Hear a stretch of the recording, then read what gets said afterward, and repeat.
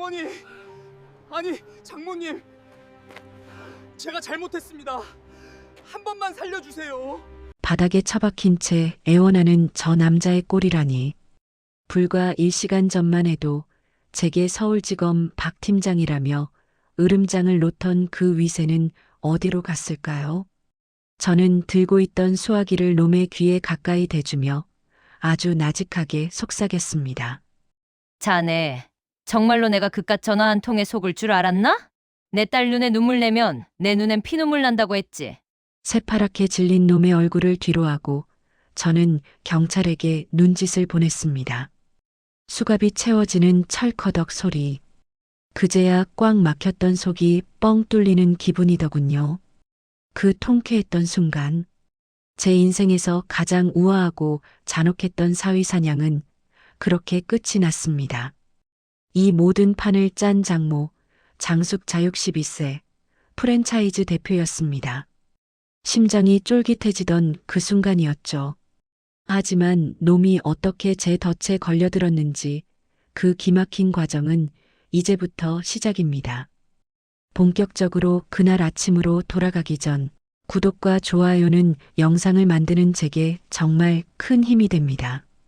이제 놈이 제 발로 걸어 들어왔던 그날로 돌아가 보겠습니다. 제 손에 들린 건 서울 마포구 요지에 위치한 50억짜리 상가 건물의 등기 권리증입니다. 이 종이 한 장을 얻기 위해 저는 지난 30년을 펄펄 끓는 육수 가마솥 앞에서 화상 흉터와 맞바꿨습니다. 사람들은 저를 요식업계의 대모, 프랜차이즈 신화장 회장이라 부르지만 집에 오면 그저 딸 하나 잘 살기를 바라는 늙은 어미일 뿐입니다. 오늘 이 귀한 권리증을 금고에서 꺼낸 이유는 딱 하나입니다. 눈에 넣어도 안 아픈 내 딸 지은이가 평생을 함께하겠다며 남자를 데려오는 날이기 때문입니다. 성실하고 내 딸 아껴주는 놈이기만 하면 이 건물 하나쯤은 결혼 선물로 툭 던져줄 생각입니다. 제게 남은 건 돈뿐이고 물려줄 건 자식뿐이니까요. 회장님, 도착했습니다. 김 비서의 짧은 보고와 함께 현관문이 열립니다. 저는 권리증을 일부러 다 닫지 않은 협탁 서랍에 툭 던져 넣습니다. 살짝 삐져나온 등기필 스티커가 잘 보이도록요. 들어오는 발소리가 2개. 하나는 가볍고 경쾌한 내 딸의 것, 다른 하나는 묘하게 질질 끄는 자신감 없는 남자의 구두 소리입니다. 엄마, 인사해, 민수 씨야. 딸아이의 등 뒤에서 멀끔한 허우대의 사내가 모습을 드러냅니다. 회색 슈트에 기름 바른 올백머리. 언뜻 보면 번듯한 금융맨 같지만 장사판에서 40년 구른 제 눈은 놈의 껍데기가 아닌 알맹이를 훑습니다. 처음 뵙겠습니다. 장모님, 박민수라고 합니다. 놈이 허리를 90도로 꺾으며 우렁차게 인사합니다. 아직 허락도 안 했는데 벌써 장모님이라니. 김칫국부터 마시는 꼴이 영 거슬립니다. 하지만 더 거슬리는 건 따로 있습니다. 앉게. 제 말에 놈이 소파에 앉으며 손목을 들어 올립니다. 번쩍이는 금장 롤렉스 시계. 하지만 소매 끝이 스칠 때마다 덜그럭거리는 소리가 둔탁합니다. 진품의 묵직한 마찰음이 아닙니다. 게다가 놈이 신고 온 구두. 앞코는 파리가 미끄러질 듯 반짝이는데 소파 아래로 얼핏 보이는 뒤축은 비대칭으로 달아 있습니다. 진짜 부자는 보이지 않는 구두굽부터 관리하는 법인데 말이죠. 자네 하는 일이 뭐라고 했지? 네, 여의도 자산운용사에서 PB팀장으로 일하고 있습니다. 주로 고액 자산가분들 포트폴리오를 관리하고요. 청산유수입니다. 하지만 놈의 시선은 제 눈을 피하고 있습니다. 정확히 말하면 놈의 동공은 제가 앉아있는 소파 옆 살짝 열린 협탁 서랍을 향해 미세하게 떨리고 있습니다. 아까 제가 던져둔 등기 권리증. 들어오자마자 돈 냄새부터 맡았다. 이건가요? 자산관리라. 돈 좀 만지겠군. 네, 부끄럽지 않을 만큼은 벌고 있습니다. 그리고 이번에 장모님 사업에도 도움이 될 만한 확실한 투자 정보가 있어서 만난 지 5분도 안 돼서 투자 정보를 운운합니다.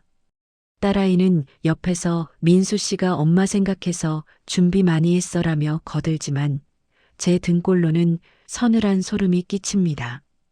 이 냄새, 오랜 시간 시장통에서 맡아왔던 냄새입니다. 성실한 땀 냄새가 아니라 일확천금을 노리는 도박꾼들의 찌든 쩐내. 그래, 나중에 천천히 듣지. 김비서, 손님 차 좀 더 내오게. 저는 짐짓 모르는 척 미소를 지으며 화제를 돌립니다. 잠시 후 놈이 화장실을 가겠다며 자리에서 일어납니다. 놈의 뒷모습이 복도로 사라지자마자 제 얼굴에서 미소가 증발합니다. 김비서, 주방에서 나오던 김비서가 제 차가운 목소리에 멈칫합니다. 저는 턱으로 화장실 쪽을 가리키며 나직하게 은졸입니다. 저놈 알아봐. 네, 박민수 씨 말씀이십니까?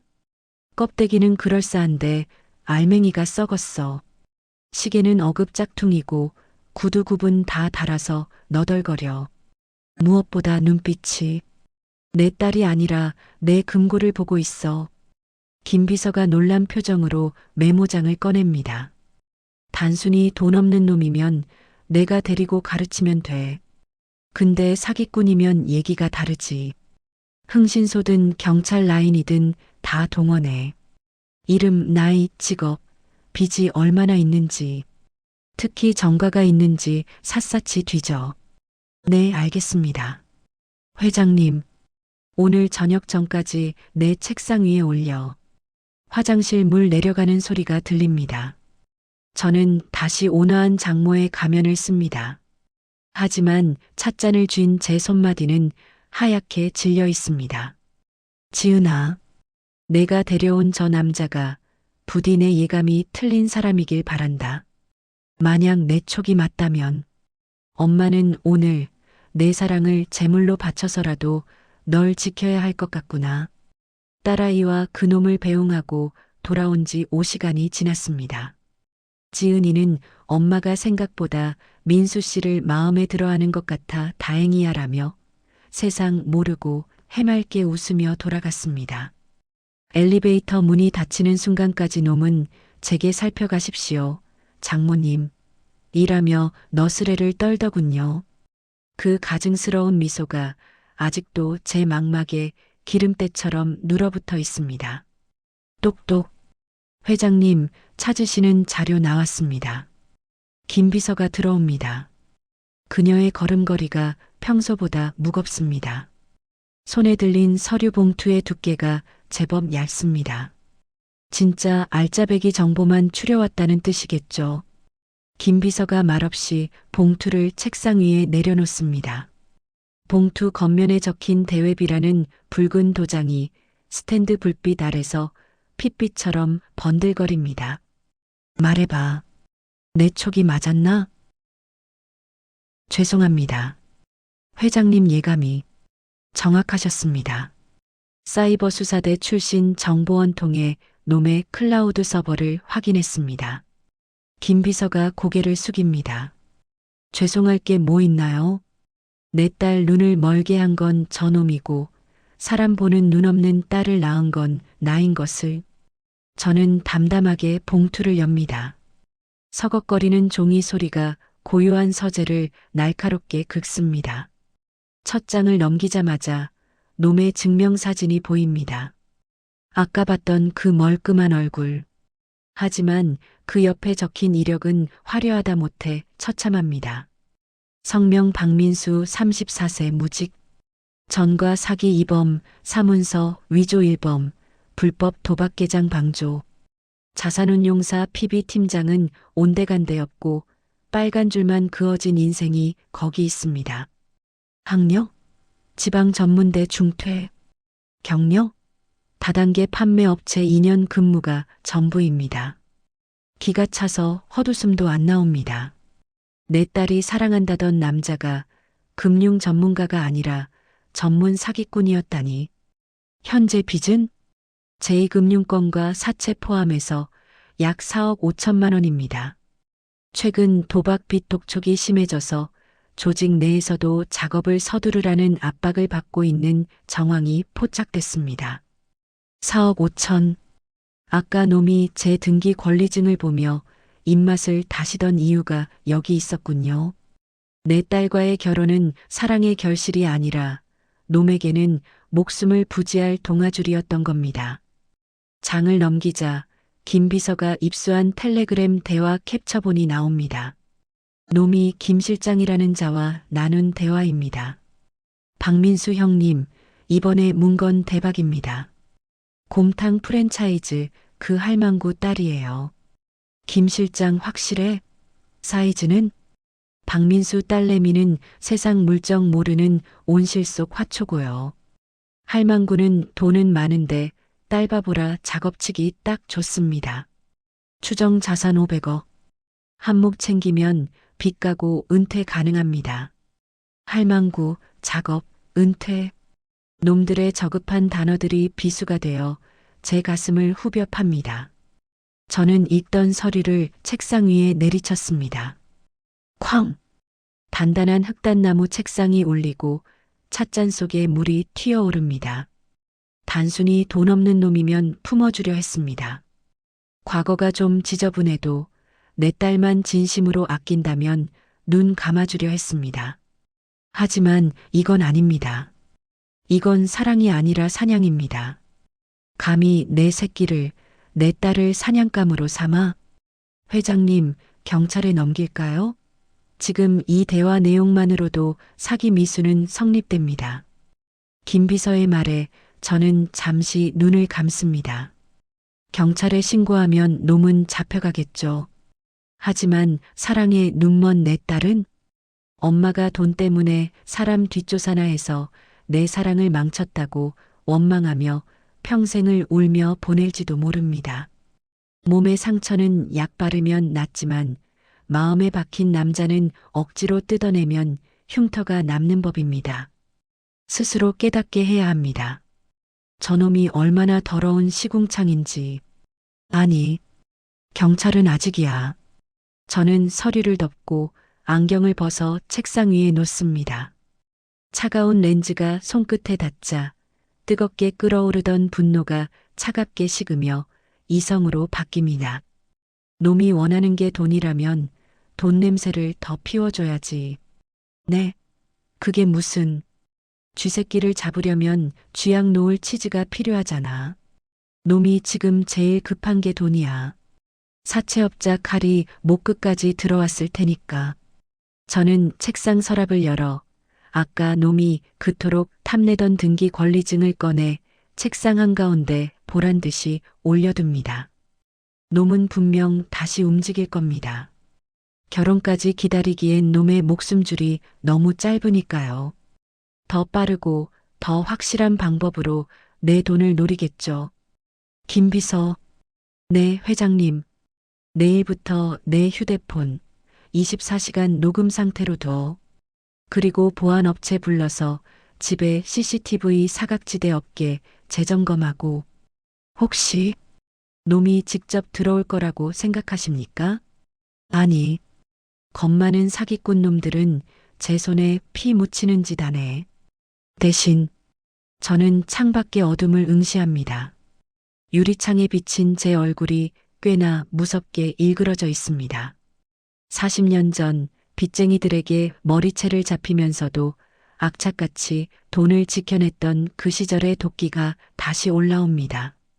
제일 비열하고 비겁한 방법으로 뒤통수를 치려들겠지. 얼굴 안 보고 돈 뺏는 방법 말이야. 마치 제 예언의 화답이라도 하듯 책상 위 휴대폰 화면이 번쩍입니다. 모르는 번호. 하지만 직감적으로 알 수 있습니다. 전쟁의 서막을 알리는 신호탄이라는 것을. 저는 천천히 휴대폰을 집어듭니다. 박서방, 아니 박민수. 내가 감히 건드린 게 늙은 호랑이의 코털인지 아니면 썩은 동아줄인지 이제부터 똑똑히 가르쳐 주마. 오전 11시. 평온해 보이지만 폭풍 전야 같은 거실. 장 회장은 식탁에 앉아 식어버린 찻잔을 만지작거리고 있다. 테이블 위에는 김 비서가 건네주고 간 녹음기가 작동 중이다. 놈이 다녀간 지 사흘이 지났습니다. 그동안 제 휴대폰은 잠잠했습니다. 마치 폭풍이 몰아치기 전 바다가 숨을 죽이듯 고요했지요. 하지만 저는 알고 있습니다. 지금쯤 놈은 피가 마르고 있을 겁니다. 사채업자들의 독촉 전화가 빗발치고 당장이라도 제 등기 권리증을 훔쳐서라도 숨통을 트고 싶어 안달이 나 있겠죠. 그 조급함이 놈을 제 덫으로 밀어넣는 가장 강력한 부추김이 될 겁니다. 지잉지잉. 드디어 올 것이 왔습니다. 식탁 위에서 진동하는 휴대폰. 액정에는 발신자 정보 없음이라는 글자가 서늘하게 떠 있습니다. 보통의 노인네라면 당황해서 전화를 끊거나 받지 않았겠지만 저는 기다리고 있었습니다. 심호흡을 한번 크게 내쉽니다. 지금부터 저는 산전수전 겪은 기업 오너가 아닙니다. 그저 돈 좀 있고 세상 물정 모르는 겁 많은 60대 할머니가 되는 겁니다. 여보세요? 일부러 목소리 끝을 파르르 떨며 전화를 받습니다. 본인 장숙자 씨 맞으십니까? 수화기 너머로 들려오는 낯선 사내의 목소리. 딱딱하고 사무적이며 위압감이 잔뜩 들어간 저음입니다. 하지만 제 귀에는 그 목소리 뒤에 깔린 미세한 잡음과 묘하게 과장된 억양의 부자연스러움이 먼저 감지됩니다. 네, 맞는데요. 누구신데 다짜고짜 이름을 부르세요? 여기 서울중앙지검 첨단범죄수사 1팀 이영사 수사관입니다. 본인 명의로 개설된 대포통장이 중고나라 사기범죄에 연루되어 현재 피해자가 50명이 넘고 피해 금액만 2억 원이 발생했습니다. 대포통장, 사기범죄, 피해 금액, 보이스피싱의 교과서 같은 단어들이 줄줄이 쏟아져 나옵니다. 기가 차서 헛웃음이 나오려는 걸 억지로 삼킵니다. 이 수법, 10년 전 뉴스에서나 보던 레퍼토리 아닙니까? 고작 이걸로 나를 낚겠다고 덤비다니 놈들이 저를 얼마나 우습게 봤는지 알만합니다. 네, 대포. 뭐요? 저는 그런 거 만든 적 없는데요. 아이고, 이게 무슨 날벼락이야. 저는 찻잔을 쥐고 있던 손을 일부러 탁자에 부딪혀 소리를 냈습니다. 달그락 쿵. 당황해서 무언가 떨어뜨린 척 연기하는 겁니다. 본인이 개설하지 않았다는 걸 입증하셔야 합니다. 지금 사건이 검찰청 특수부로 넘어간 상태라 자칫하면 구속 수사 받으실 수도 있습니다. 협조 안 하시면 지금 당장 체포영장 발부해서 자택으로 형사들 보냅니다. 구속, 체포, 영장. 사람의 공포심을 자극하는 단어들을 쉴 새 없이 뱉어냅니다. 일반적인 노인들이라면 여기서 이성이 마비되겠죠. 경찰이 집에 들이닥친다는데 제정신일 사람이 어디 있겠습니까? 하지만 저는 눈을 가늘게 뜨고 스피커폰을 쳐다봅니다. 저 수사관이라는 놈 말이 너무 빠릅니다. 제 반응을 살필 겨를도 없이 준비된 대본을 읽어내려가느라 급급한 게 느껴집니다. 초짜군요. 바람잡이 역할인 모양입니다. 아이고, 수사관님, 저 좀 살려주세요. 제가 법 없이도 사는 사람인데 감옥이라뇨. 시키는 대로 다 할게요. 제발 우리 딸한테만 알리지 말아주세요. 제가 딸 이야기를 꺼내자마자 놈의 목소리 톤이 미세하게 올라갑니다. 미끼를 물었다는 신호죠. 협조하시겠다니 다행입니다. 사안이 중대하니 담당 검사님을 직접 연결해 드리겠습니다. 끊지 말고 기다리세요. 딸깍거리는 연결음. 그리고 잠시 후 익숙하지만 낯선 목소리가 들려옵니다. 변조기를 쓴 탓에 약간의 기계음이 섞여 있지만 특유의 말꼬리를 끄는 버릇. 박민수, 바로 그놈입니다. 서울중앙지검 박 검사입니다. 장숙자 씨, 지금 상황 파악되십니까? 본인 인생이 끝날 수도 있는 중대 범죄에 연루되셨습니다. 박 검사라. 사기전과 산범이 검사 사칭이라니 지나가던 개가 웃을 일입니다. 하지만 저는 입술을 깨물며 신음소리를 흘립니다. 검사님, 저는 정말 억울해요. 제가 평생 국밥만 팔던 늙은이가 뭘 알겠습니까? 제발 도와주세요. 일단 본인의 무고함을 증명하려면 저희 수사에 적극 협조하셔야 합니다. 그리고 지금부터 제가 하는 질문에 거짓 없이 대답하셔야 합니다. 만약 거짓이 발견되면 즉시 공무집행방해죄가 추가됩니다. 놈이 헛기침을 하며 목소리에 무게를 잡습니다. 이제부터 본격적인 작업이 시작되려나 봅니다. 놈이 던지는 첫 번째 질문이 무엇일지 저는 이미 짐작하고 있습니다. 돈이죠. 제가 가진 현금, 예금, 그리고 놈이 그토록 탐내던 부동산까지 제 자산 규모를 파악해서 뼛속까지 발라먹으려는 속셈일 겁니다. 네. 거짓말 안 할게요. 뭐든지 물어보세요. 지금 본인 명의로 된 은행 계좌 잔고 대략 얼마나 됩니까? 10원 단위까지 정확하게 말씀하세요. 금융감독원 전산망과 대조해서 틀리면 바로 은닉 자금으로 간주하고 동결시킵니다. 동결? 내 돈을 묶어버리겠다는 협박? 놈은 지금 제 입에서 수십억 있다는 말이 나오길 기대하고 있을 겁니다. 그 탐욕스러운 기대감을 조금 더 부풀려 주기로 합니다. 풍선은 크게 불수록 터질 때 소리가 더 요란한 법이니까요. 저기, 예금은 국민은행에 한 15억 정도 있고요. 주식계좌에 한 5억. 그리고 적금 만기된 게 있는데 그게 한 3억. 제가 액수를 부를 때마다 수화기 너머의 침묵이 길어집니다.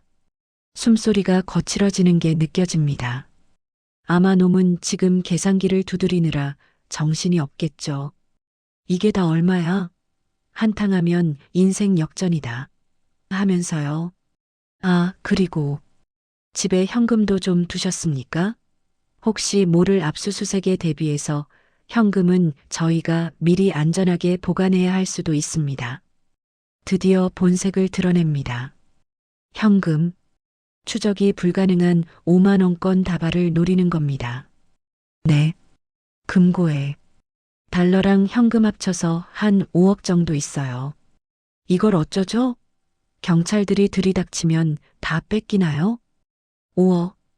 놈의 입장에서 이 돈은 로또 당첨금이나 다름없을 겁니다. 놈이 마른 침을 삼키는 소리가 꿀꺽하고 스피커를 타고 넘어옵니다. 장숙자 씨, 지금 당장 그 현금부터 지키셔야 합니다. 지금 누구랑 같이 있습니까? 집 비우면 큰일 납니다.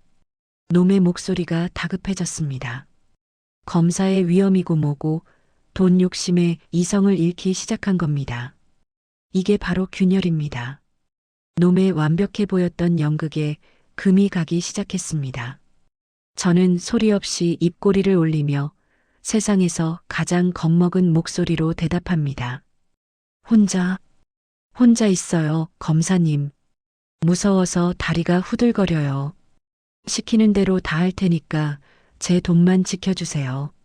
그래, 박서방. 내가 파놓은 무덤에 내가 황금을 깔아주마. 어서 와서 가져가 보렴. 내 목숨줄과 맞바꿀 그 돈을. 오전 11시 10분. 장 회장은 식탁 의자에 앉아 한 손으로는 통화를 하고 다른 한 손으로는 김 비서에게 수신호 시작회를 보낸다. 김 비서가 노트북을 펴고 작업을 시작한다. 자, 장숙자 씨. 지금부터가 제일 중요합니다. 집중하세요. 놈의 목소리가 한층 낮고 은밀해졌습니다. 제 입에서 튀어나온 현금 5억이라는 소리에 눈이 뒤집혔겠지만 놈은 애써 침착한 척 검사 연기를 이어갑니다. 하지만 놈은 모릅니다. 지금 제 식탁 맞은편에는 김 비서가 앉아 경찰청 사이버 수사팀과 실시간으로 이 통화 신호를 공유하고 있다는 사실을요. 네네. 검사님, 제가 뭘 하면 될까요? 시키는 대로 다 할게요. 일단 주변 보안부터 철저히 해야 합니다. 혹시라도 이 통화 내용을 다른 사람이 들으면 그 사람도 공범으로 몰려서 같이 감옥 갈 수 있어요. 그러니까 방문이랑 창문 다 닫으시고 절대 누구한테도 말하면 안 됩니다. 고립입니다. 저를 독방에 가두려는 수작이죠. 누구에게 물어보지도 도움을 청하지도 못하게 귀와 입을 막으려는 겁니다. 네, 방문 잠갔어요. 아무도 못 들어와요. 좋습니다. 그리고 지금부터는 저를 검사님이라고 부르지 마세요. 만약에 누가 듣더라도 자연스럽게 들려야 하니까 박 팀장님이라고 부르세요. 아시겠습니까? 드디어 나왔군요. 그놈의 팀장님.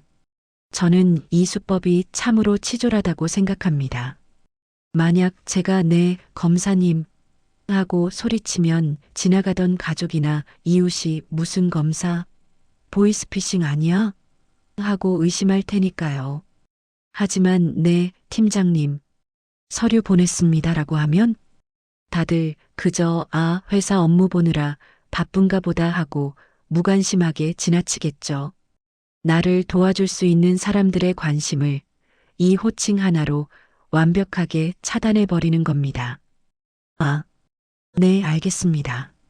팀장님, 박 팀장님, 잘하셨습니다. 자, 이제 본인 휴대폰을 안전하게 보호해야 합니다. 지금 사기꾼들이 장숙자 씨 휴대폰을 해킹해서 엿듣고 있을 수도 있거든요. 적반하장도 유분수지. 제일 큰 도둑놈이 남더러 도둑 조심하라고 하네요. 어머, 정말요? 그럼 어떡해요? 그래서 제가 지금 문자로 경찰청 보안지킴이라는 어플 주소를 하나 보냈습니다. 파란색 방패 모양 아이콘 보이시죠? 그거 누르시고 설치 버튼만 누르면 됩니다. 그러면 국가에서 24시간 도청을 막아줍니다. 보안지킴이. 말은 참 번지르르 합니다. 저게 바로 그 도둑 앱입니다. 저걸 까는 순간 제 휴대폰의 모든 권한이 놈의 손으로 넘어갑니다. 전화번호부, 문자 내역, 사진첩은 물론이고 카메라까지 놈들 맘대로 켜서 제 얼굴을 훔쳐볼 수 있게 되죠. 심지어 제가 의심스러워서 110이나 은행에 전화를 걸어도 그 전화가 경찰서가 아닌 놈들의 사무실로 연결되게 만드는 악질적인 프로그램입니다. 네, 문자 왔네요. 파란색 방패. 이거 누르면 되는 거죠? 저는 김 비서에게 눈짓을 보냅니다. 김 비서가 노트북 엔터키 위에 손가락을 올리고 대기합니다.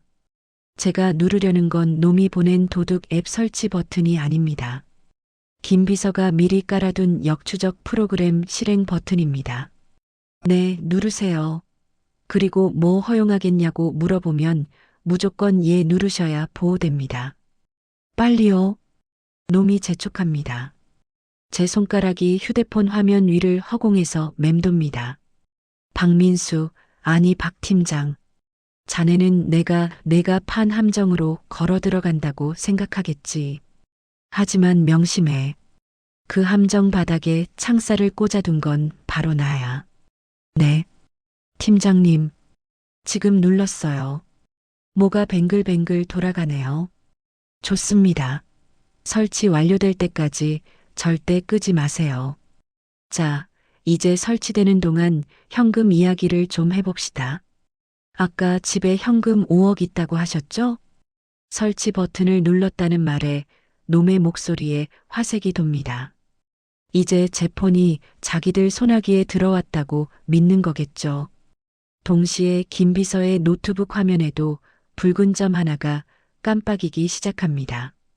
지도 위에서 붉은 점이 멈춘 곳. 인천광역시 미추홀구 주안동 555 오피스텔 304호. 잡았다. 쥐새끼. 네. 안방 금고에 있어요. 5만 원권으로 묶어놨는데 이걸 은행에 가져가야 하나요? 아니요. 지금 은행 가시면 은행 직원이 사기꾼일 수도 있습니다. 절대 은행 가면 안 됩니다. 은행 직원을 사기꾼으로 모는 저 뻔뻔함. 은행에 가면 100% 보이스피싱인 걸 들키니까 저러는 거겠죠.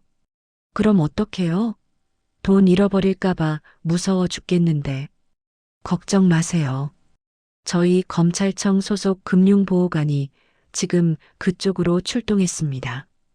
그분한테 현금을 전달하면 저희가 국가안전금고에 보관했다가 수사 끝나면 돌려드립니다. 안전하게요. 드디어 나왔습니다. 수거책. 돈 받으러 직접 사람을 보내겠다는 겁니다. 놈들이 제 발로 제 앞마당까지 기어들어오겠답니다. 저는 공포에 질린 목소리 뒤로 서늘한 미소를 숨깁니다. 아이고, 감사합니다, 팀장님. 정말 감사합니다. 제가 지금 당장 돈 챙겨 놓을게요. 언제쯤 오시나요? 지금 출발했으니까 30분 안에 도착할 겁니다. 집 주소가 한남동. 맞으시죠? 네, 맞아요. 경비실에 말해 놓을 테니까 바로 올라오라고 하세요. 전화를 끊지 않은 채 김 비서가 제게 팻말 하나를 들어 보입니다. 경찰 잠복 완료 놈들 위치 확인. 박 팀장, 자네가 보낸다는 그 금융보호관이 우리 집에 도착하는 순간이 자네 인생의 마지막 출근길이 될 거야. 그리고 내 딸의 눈물을 닦아줄 가장 비싼 수업료를 내는 시간이 될 거고. 팀장님, 근데 앱이 다 깔린 것 같은데 화면이 깜빡거리네요. 이거 괜찮은 거예요? 저는 마지막으로 놈의 안심을 확인합니다. 네네. 아주 정상입니다. 이제 제가 본인 휴대폰을 실시간으로 보호하고 있으니까 안심하세요. 현금 가방이나 빨리 싸세요. 놈이 승리의 미소를 짓는 게 눈에 선합니다. 하지만 박서방, 화면이 깜빡거리는 건 내 폰도 지금 해킹당하고 있다는 신호란다. 역추적 앱이 내 위치뿐만 아니라 내 휴대폰 카메라까지 켜버렸거든. 김 비서의 노트북 화면에 새로운 창이 뜹니다.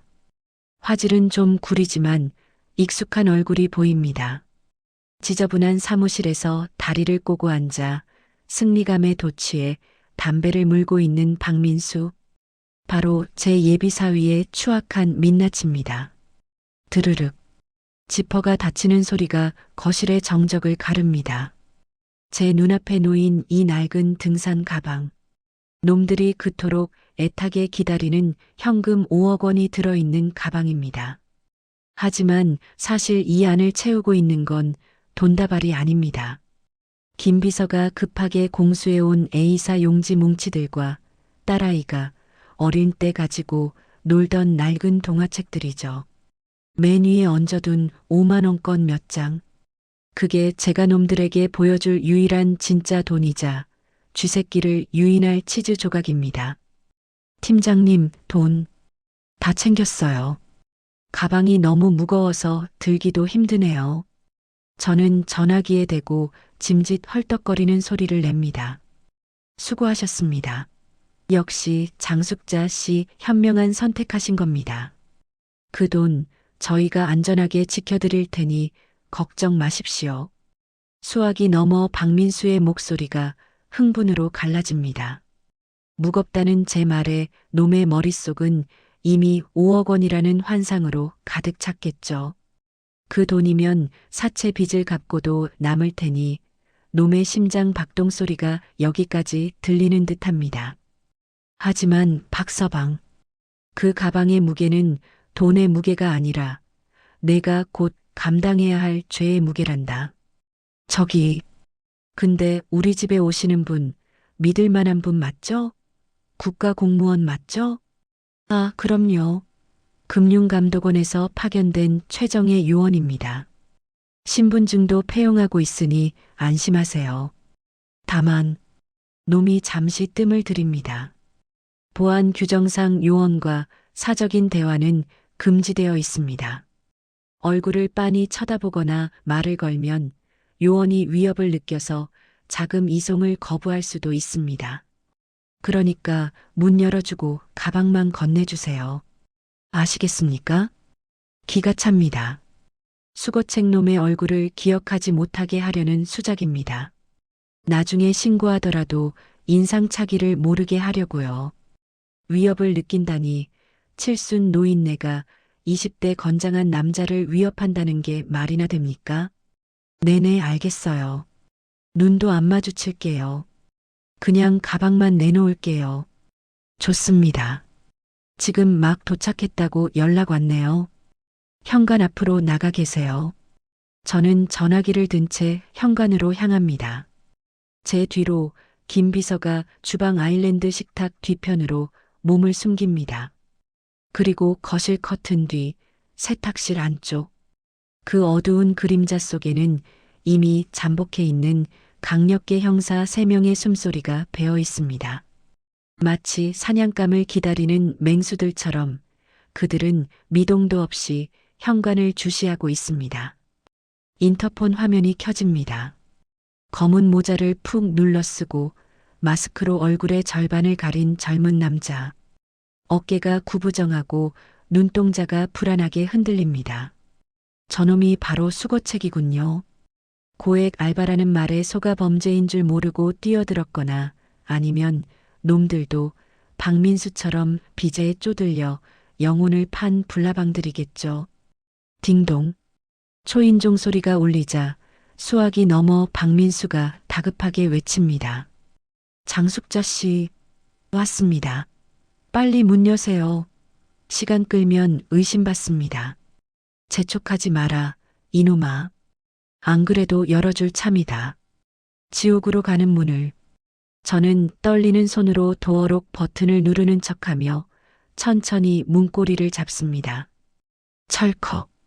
육중한 현관문이 열리고 복도에 서늘한 바람이 훅 끼쳐옵니다.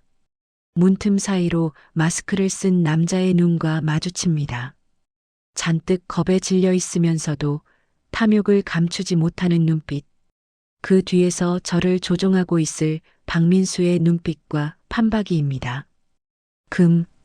금융감독원에서 왔습니다. 기어들어가는 목소리.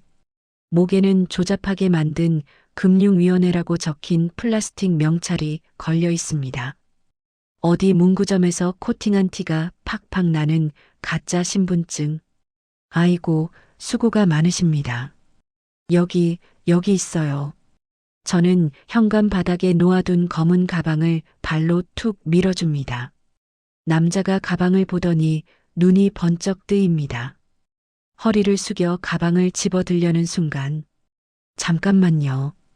제가 가방 끈을 밟았습니다. 남자가 흠칫 놀라며 저를 올려다봅니다. 수화기 너머 박민수가 비명을 지릅니다. 장숙자 씨, 뭐 하는 겁니까? 빨리 안 건네주고. 아니, 팀장님, 제가 너무 불안해서 그래요. 이거 진짜 안전한 거 맞죠? 내 전 재산이란 말이에요. 저는 일부러 시간을 끕니다. 지금 이 순간 남자가 가방에 손을 대는 행위가 완성되어야 현행범 체포가 가능하니까요. 그리고 무엇보다 저는 이 연극의 클라이맥스를 위해 박민수를 조금 더 미치게 만들고 싶습니다. 아, 진짜. 이 할망구가 노망이 났나? 아, 그냥 빼서 들고 튀라고. 박민수의 본색이 터져나옵니다. 수화기 너머로 들리는 고함 소리. 할망구, 빼서 튀어. 드디어 가면을 벗었군요. 눈앞에 수거책 남자도 당황했는지 엉거주춤한 자세로 저와 전화기를 번갈아 봅니다. 팀장님, 방금 뭐라고 하셨어요? 할망구라뇨? 제 목소리가 싸늘하게 가라앉습니다. 더 이상 떨리지 않는 제 목소리에 현관 앞에 남자가 멈칫하며 뒷걸음질 칩니다. 뭔가 잘못됐다는 걸 본능적으로 느낀 거겠죠. 어머니, 그게 아니라 박민수가 당황하며 말을 더듬습니다. 이미 늦었습니다. 저는 밟고 있던 가방 끈에서 발을 떼며 현관문을 활짝 열어젖힙니다. 들어와. 돈 가져가야지. 제 말이 떨어지기가 무섭게 남자가 가방을 낚아채려 달려듭니다. 바로 그 순간 움직이지 마. 거실 안쪽에서 천둥 같은 고함이 터져 나옵니다. 커튼 뒤 세탁실, 주방에서 형사들이 튀어나옵니다. 순식간에 좁은 현관이 아수라장이 됩니다. 경찰이다. 손머리 위로, 바닥에 엎드려. 남자는 비명도 지르지 못한 채 형사들에게 제압당해 바닥에 처박힙니다. 검은 가방이 나뒹굴고 그 안에서 A사 용지 뭉치들이 와르르 쏟아져 나옵니다. 하얀 종이 눈처럼 흩날리는 가짜 돈다발 위로 수갑 채워지는 소리가 철커덕 울려 퍼집니다. 저는 바닥에 떨어진 휴대폰을 천천히 집어듭니다. 아직 통화는 끊어지지 않았습니다. 거친 숨소리만 들려오는 수화기. 박민수, 듣고 있나? 팀장님, 아니. 우리 사위. 저는 입가에 서늘한 미소를 띠며 입을 엽니다. 돈은 보냈는데 배달 사고가 난 것 같네. 어쩌지? 오전 11시 40분. 아수라장이 된 현관이 정리되고 거실은 다시 고요해졌다. 장 회장은 식탁에 앉아 김 비서의 노트북 화면을 응시한다. 화면 속에는 당황해서 날뛰는 박민수의 모습이 보인다. 수화기 너머의 침묵이 길어집니다. 거친 숨소리, 그리고 덜덜 떨리는 이빨 소리까지 들려오는 듯합니다. 방금 전까지 팀장님 행세를 하며 제 돈을 갈취하려던 놈의 위세는 온데간데 없습니다. 현관에서는 수거책 놈이 형사들에게 양팔이 꺾인 채 질질 끌려나가고 있습니다. 살려주세요. 전 시키는 대로 했을 뿐이에요. 라고 울부짖는 놈의 비명소리가 전화기를 타고 박민수의 귀까지 생생하게 전해졌을 겁니다. 여보세요? 장숙자 씨? 지금 무슨 일이 일어난 겁니까? 놈이 끝까지 시치미를 뗍니다. 목소리가 갈라지고 삑사리가 납니다. 아직도 상황 파악이 안 되는 모양입니다. 아니, 믿고 싶지 않은 거겠죠. 자기가 쳐놓은 거미줄에 자기가 걸렸다는 사실을. 장숙자 씨라니. 섭섭하네. 아까는 어머니라며? 저는 식탁 의자에 등을 기대며 여유롭게 다리를 꼽니다. 그리고 시선을 김 비서의 노트북 화면에 고정합니다. 화면 속 박민수는 헤드셋을 집어 던지고 자리에서 벌떡 일어났습니다. 좁혀 터진 사무실을 뱅글뱅글 돌며 머리카락을 쥐어뜯고 있군요. 회색 슈트 재킷은 벗어 던진 지 오래고 넥타이는 비뚤어져 목을 조르고 있습니다. 꼴 좋네요. 당신 뭐야? 대체 정체가 뭐야? 신고한 거야? 경찰 불렀어? 놈이 악을 쓰기 시작합니다. 본색을 드러낸 쥐새끼의 발악. 듣기 거북하지만 조금 더 즐겨주기로 합니다. 박서방, 자네 넥타이가 좀 비뚤어졌네? 왼쪽으로 돌아갔어. 뭐? 그리고 책상 위에 그 담배꽁초 좀 치우지 그래. 지저분해서 원. 순간 화면 속에 박민수가 얼어붙습니다. 놈이 허공을 두리번거립니다. 마치 귀신이라도 본 사람처럼 눈동자가 심하게 흔들립니다. 자기가 있는 곳을 제가 볼 수 있을 리 없다고 생각하겠죠. 보이스피싱범들은 늘 남을 훔쳐보기만 했지 자기가 감시당할 거라고는 상상도 못하니까요.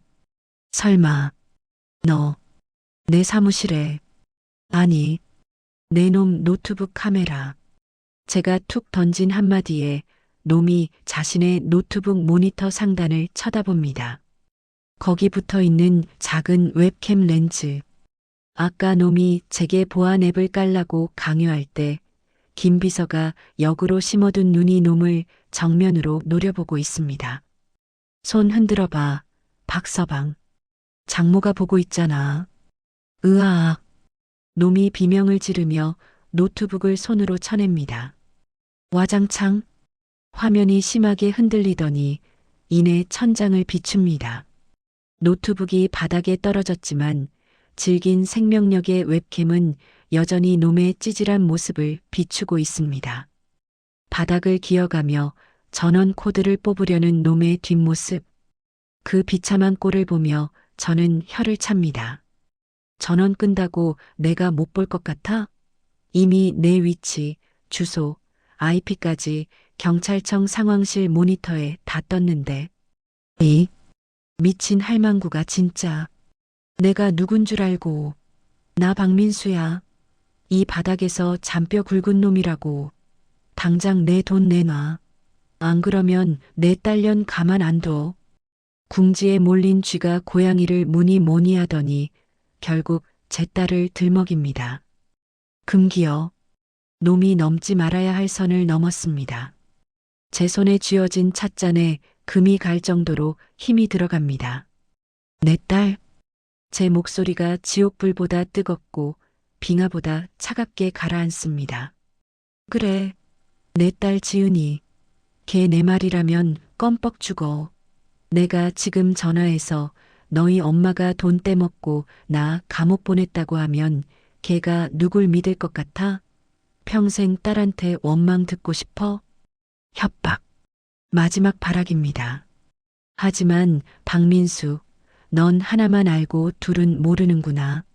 내 딸이 순진한 건 내가 그렇게 꽃길만 걷게 키워서지 멍청해서가 아니라는 걸. 그리고 그 꽃길에 흙탕물 튀기는 놈은 내가 가위로 잘라버린다는 걸. 해봐. 뭐? 전화해보라고. 지금 당장. 근데 어쩌지? 지은이 지금 여기 내 옆에 있는데. 저는 휴대폰 화면을 영상통화로 전환합니다. 그리고 카메라를 돌려 거실 소파 쪽을 비춥니다. 그곳에는 방금 전까지 상황을 지켜보며 입을 틀어막고 눈물을 흘리고 있는 제 딸 지은이가 앉아 있습니다. 사실 아까 놈이 전화를 걸기 직전 제가 지은이를 불렀습니다. 엄마가 보이스피싱 당하는 걸 도와달라는 핑계로요. 놈의 목소리, 놈의 협박, 그리고 할망구라고 욕하는 본 모습까지. 지은이는 스피커폰을 통해 실시간으로 다 듣고 있었습니다. 지은 씨? 화면 속 박민수의 얼굴이 흑빛이 됩니다. 지은이가 떨리는 손으로 제 휴대폰을 건네봤습니다. 눈물 범벅이 된 얼굴이지만 눈빛만큼은 저를 닮아 매섭게 변해 있습니다. 박민수 씨, 아니, 지은아, 그게 아니라. 오해야. 이건 다 장난이고. 닥쳐. 지은이의 입에서 처음 듣는 거친 단어. 제 딸이 저렇게 단단해질 수 있다는 걸 오늘 처음 알았습니다. 상처는 사람을 아프게 하지만 동시에 자라게도 합니다. 다시는 내 이름 부르지 마. 역겨우니까. 지은이가 통화 종료 버튼을 누르려는 순간 화면 속 놈의 사무실 문이 쾅 하고 부서지는 소리가 들립니다. 경찰이다. 꼼짝 마. 전원 체포해. 우당탕탕. 책상이 엎어지고 비명소리가 난무합니다. 화면 구석으로 형사들에게 목이 짓눌려 바닥에 깔리는 박민수의 얼굴이 보입니다. 놈의 눈이 카메라와 마주칩니다. 절망, 공포, 후회, 온갖 감정이 뒤섞인 그 눈빛을 저는 천천히 뇌리에 새깁니다. 지은이가 종료 버튼을 누릅니다. 툭! 화면이 꺼지고 거실에는 다시 정막이 흐릅니다. 하지만 이 정막은 아까와 다릅니다. 불안과 공포가 사라진 폭풍이 지나간 뒤에 깨끗하고 서늘한 공기입니다. 저는 조용히 지은이에게 다가갑니다. 어깨를 들썩이며 우는 딸아이를 말없이 안아줍니다. 등을 토닥이는 제 손길에 지은이가 참았던 울음을 터뜨립니다. 그래, 실컷 울어라. 울음 끝에 남는 건 흉터가 아니라 새살이 될 테니. 오후 2시 경찰서 조사실 앞 복도. 차가운 형광등 불빛이 복도를 비춘다. 박민수가 수갑을 찬 채 형사들에게 이끌려 나온다. 철커덕, 철커덕. 금속길이 부딪히는 소리가 유난히 크게 울립니다. 조사를 마치고 유치장으로 이송되는 박민수. 불과 몇 시간 전 회색 슈트를 빼입고 제 앞에서 장모님을 찾던 놈의 몰골은 처참합니다. 넥타이는 풀어 헤쳐졌고 셔츠 깃은 땀과 때로 누렇게 절어 있습니다. 놈이 복도 벤치에 앉아 있는 우리 모녀 앞을 지나갑니다. 지은아. 놈이 발걸음을 멈추고 딸아이를 부릅니다. 마지막 동정심이라도 구걸해 보려는 걸까요? 벤치에 고개를 푹 숙이고 앉아있던 지은이의 어깨가 흠칫 떨립니다. 하지만 아이는 고개를 들지 않습니다. 아니, 들지 못합니다. 사랑이라 믿었던 시간들이 사기였다는 걸 확인한 순간 아이의 자존심은 바닥까지 추락했을 테니까요. 가시죠. 형사가 놈의 팔을 거칠게 잡아 끕니다. 질질 끌려가는 놈의 뒷모습, 그 비루한 등짝을 보며 저는 아무런 말도 하지 않았습니다. 욕설도 비난도 아깝습니다. 그저 제 딸의 인생에서 저 오물이 깨끗이 씻겨 내려가기만을 바랄 뿐입니다. 일어나라. 가자. 저는 딸아이의 팔을 잡지 않고 먼저 일어나 앞서 걸었습니다. 뒤에서 주섬주섬 가방을 챙기는 소리, 그리고 힘없이 따라오는 발소리가 들립니다. 터벅, 터벅. 평소 경쾌했던 딸의 구두 소리가 오늘따라 쇳덩이처럼 무겁습니다. 오후 3시, 한남동 자택으로 돌아오는 차 안. 장 회장이 직접 운전대를 잡았다. 조수석의 지은이는 창밖만 보고 있다. 차 안에는 숨막히는 정적만이 감돕니다. 라디오도 켜지 않았습니다.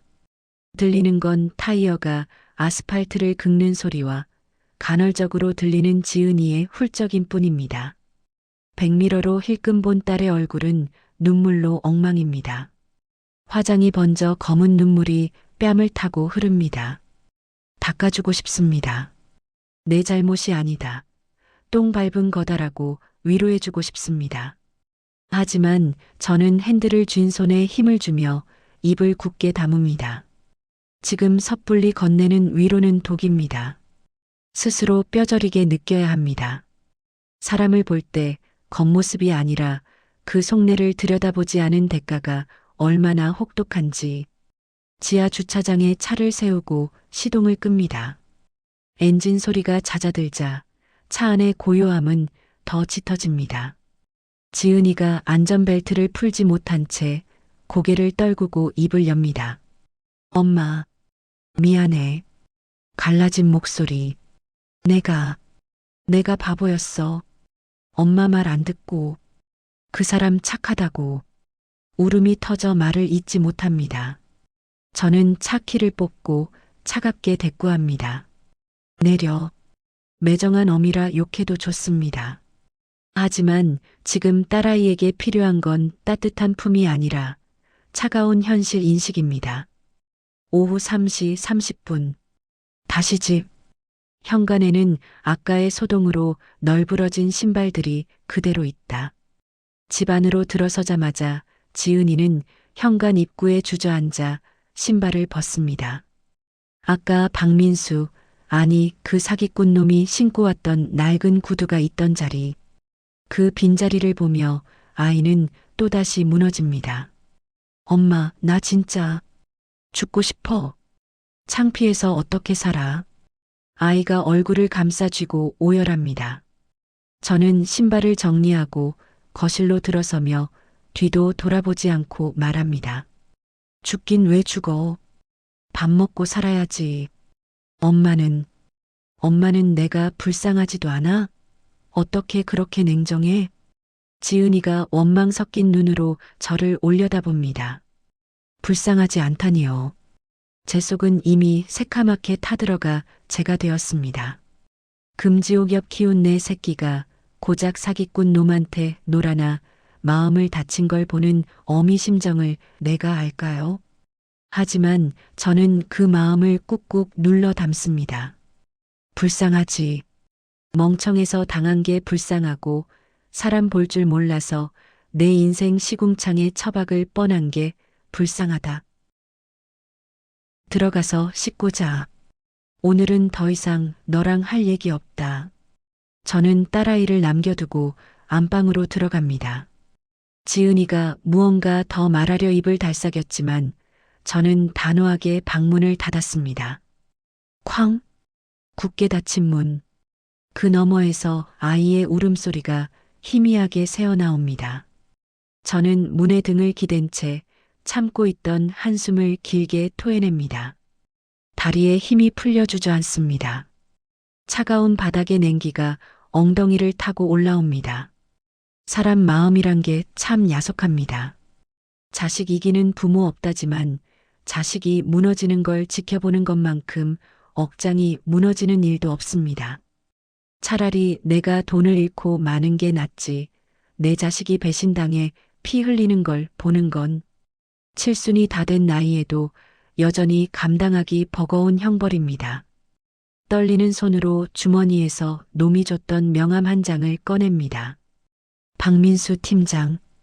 이 종이 쪼가리 하나에 내 딸의 청춘이, 내 딸의 순정이 찢겨나갔습니다. 명함을 구겨 휴지통에 던져넣습니다. 하지만 구겨진 명함은 버리면 그만이라도 구겨진 내 딸의 마음은 다림질하듯 쉽게 펴지지 않겠지요. 문 밖의 울음소리가 잦아들 때까지 저는 캄캄한 방 안에 홀로 앉아 침묵이라는 쓴 약을 삼키고 있습니다. 이 침묵이 우리 모녀에게 약이 되기를 바라면서 사건 발생 3일 후 오전 11시 주방. 장 회장은 식탁에 앉아 콩나물을 다듬고 있다. 정적 속에 콩나물 줄기 뚝 끊어지는 소리만 규칙적으로 들린다. 뚝, 뚝. 콩나물 대가리를 떼어내는 손길에 무심한 리듬이 실립니다. 사건이 있고 난 뒤 꼬박 사흘이 지났습니다. 그동안 안방문은 굳게 닫혀 있었습니다. 가끔 화장실 물 내려가는 소리와 밤늦게 들리는 숨죽인 흐느낌만이 아이가 살아있음을 알리는 신호였지요. 밥상은 문 앞에 차려뒀다 물리기를 수차례. 손대지 않아 말라비틀어진 밥알을 보며 제 속도 함께 바짝바짝 타들어갔습니다. 하지만 저는 문을 두드리지 않았습니다. 알에서 깨어나는 건 어미가 껍질을 깨줘서가 아니라 새끼 스스로 쪼고 나와야 하는 법이니까요. 달그락. 등 뒤에서 방문 열리는 소리가 들립니다. 콩나물을 쥐던 제 손이 허공에서 멈칫합니다. 하지만 뒤돌아보지 않습니다. 다시 뚝 하고 콩나물 줄기를 끊습니다. 터벅, 터벅. 발소리가 주방으로 다가옵니다. 며칠 전에 무겁고 질질 끌던 그 소리가 아닙니다. 다소 힘은 없지만 바닥을 디디는 힘이 느껴지는 걸음걸이. 식탁 맞은편 의자가 드르륵 끌리고 인기척이 느껴집니다. 밥 줘. 갈라진 목소리. 며칠을 굶고 울어서 성대는 엉망이지만 그 안에 담긴 의지는 분명합니다. 저는 그제야 고개를 들어 딸아이를 마주봅니다. 꼴이 말이 아닙니다. 눈은 퉁퉁 부어 호두알만해졌고 입술은 터져서 딱지가 앉았습니다. 푸석한 머리카락은 까치집을 지었고요. 하지만 눈동자, 그 멍청하게 맑기만 했던 눈동자에 처음으로 도끼라는 게 서려 있습니다. 차려놨다. 앉아라. 저는 미리 데워둔 곰탕 뚝배기를 식탁 위에 올립니다. 김이 모락모락 피어오르는 뽀얀 국물. 제 인생을 바쳐 끓여낸 이 국물이 오늘따라 유난히 진해 보입니다. 지은이가 숟가락을 듭니다. 국물을 후후 불지도 않고 입으로 가져갑니다. 뜨거울 텐데 목구멍으로 넘어가는 소리가 꿀꺽하고 크게 울립니다. 마치 뱃속에 들어찬 울분을 뜨거운 국물로 눌러내리려는 것처럼 아이는 허겁지겁 밥을 말아넘깁니다. 김치도 없이 물도 없이 그 처절한 먹방을 저는 묵묵히 지켜봅니다. 자, 반쯤 비운 뚝배기를 내려놓으며 지은이가 툭 내뱉습니다. 육수 관리 철저히 한다며.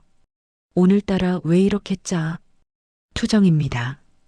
하지만 그 투정이 반가워 눈물이 날 것 같습니다. 맛을 느낀다는 건 살겠다는 뜻이니까요. 내 인생이 더 짜다. 이년아. 저는 무심하게 깍두기 접시를 밀어줍니다. 그놈 박민수라고 했나? 그 사기꾼 놈이 너한테 먹인 건 설탕물이었어. 달콤했겠지. 입에 살살 녹았겠지. 그래서 뱃속이 썩어 문드러지는 줄도 몰랐을 거고. 지은이가 숟가락질을 멈춥니다.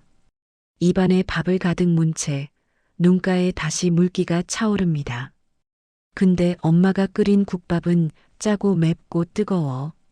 먹으면 땀나고 눈물 나지. 그래도 그게 뱃속 들어가면 힘이 되는 거야. 사람도 그래. 겉만 번지르르한 놈 찾지 말고 투박해도 진국인 놈을 봐야지. 지은이가 고개를 숙이고 꾸역꾸역 밥을 씹어 삼킵니다. 눈물 한 방울이 뚝배기 안으로 톡 떨어집니다. 국물 맛이 조금 더 짜지겠네요. 엄마. 왜? 나 엄마 회사 나갈래. 예상치 못한 말입니다. 평생 돈 걱정 없이 살아서 일하는 건 질색하던 아이였습니다. 신부 수업이나 받겠다던 아이가 제 발로 호랑이 굴로 들어오겠다니요. 내가 설거지 한 번 안 해본 내가 무슨 일을 해. 방해만 된다. 설거지부터 할게. 홀서빙이든 주방 보조든 밑바닥부터 할게. 나 다시는 사람한테 안 속고 싶어. 엄마처럼 사람 속 들여다보는 눈 나도 갖고 싶어. 아이의 눈빛이 흔들림 없이 저를 향합니다. 그 눈에서 저는 40년 전 어린 딸을 업고 시장통을 누비던 제 젊은 날의 도끼를 봅니다. 피는 못 속인다더니 사기꾼 놈이 제 딸의 가슴에 생채기를 냈지만 그 상처 틈으로 새살이 아주 단단한 굳은 살이 박히기 시작했나 봅니다. 힘들 거다. 내 딸이라고 봐주는 거 없다. 상관없어. 이번에 수업료 비싸게 냈잖아. 밥값은 해야지. 지은이가 남은 국물을 그릇째 들고 마십니다. 바닥을 비운 뚝배기를 탁 내려놓는 소리가 경쾌합니다. 저는 그제야 콩나물 다듬던 손을 멈추고 입가에 옅은 미소를 띱니다. 그래. 내일 새벽 옷이다. 늦으면 국물도 없다. 알았어. 지은이가 자리에서 일어나 빈 그릇을 개수대로 가져갑니다. 발그락거리며 서툰 솜씨로 설거지를 시작하는 뒷모습. 등은 여전히 작고 여리지만 며칠 전 놈의 뒤에 숨어있던 그 유약한 모습은 없습니다. 창밖으로 오후에 햇살이 비스듬히 들어와 식탁 위를 비춥니다. 폭풍우는 지나갔습니다. 비에 젖은 땅은 더 굳어질 테고 뿌리는 더 깊게 내리겠지요. 박서방, 자네 덕분에 내 딸이 철이 들었네 그려. 이걸 고맙다고 해야 하나 원망해야 하나. 뭐 감방에 있는 자네가 알 바는 아니겠지만 저는 앞치마를 벗어 의자에 걸칩니다. 이제 슬슬 미뤄뒀던 진짜 정리를 시작해야 할 시간입니다. 내 딸의 눈물가 그리고 내 시간을 낭비하게 만든 죄가. 법대로 하는 처벌 말고 제가 할 수 있는 가장 우아하고 잔혹한 방식의 마무리가 남았습니다. 사건 발생 일주일 후 장 회장의 집무실. 검은 정장을 입은 중년 남자가 장 회장 앞에 앉아 땀을 닦고 있다. 박민수가 선임한 국선 변호인이다. 그래서 지금 합의를 해달라. 제 목소리에 섞인 냉소의 변호사가 움찔하며 서류 가방을 고쳐 잡습니다. 테이블 위에는 박민수가 유치장에서 썼다는 반성문이 놓여 있습니다.